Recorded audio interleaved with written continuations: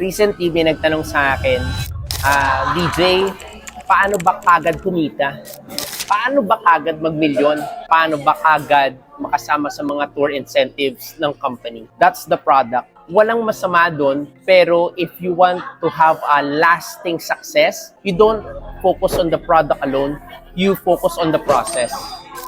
Because pag na-master mo yung process, magiging madali lahat ng gusto nating goals, dreams, and aspirations.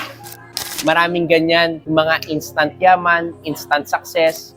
Alam nyo ba, study shows 91% of lotto winners after 4 years, mas mahirap pa sila bago sila manalo ng loto. Kasi bakit? Nauna yung pera, nauna yung mga dreams nila na magkaroon ng millions, but hindi nila alam yung process. Magugulat ka, pagka panalo nila ng loto, bumili ng bahay, ng isa pang bahay, ng resort, ng kotse, binalatuan lahat ng friends and family, ending after 4 years, naubos na lahat ng ari-arian, may utang pa kasi nga hindi niya alam yung proseso. So, wag mo madaliin. Alam ko, it's very, very counter-cultural. 2024 ngayon, everybody's instant coffee, instant noodles.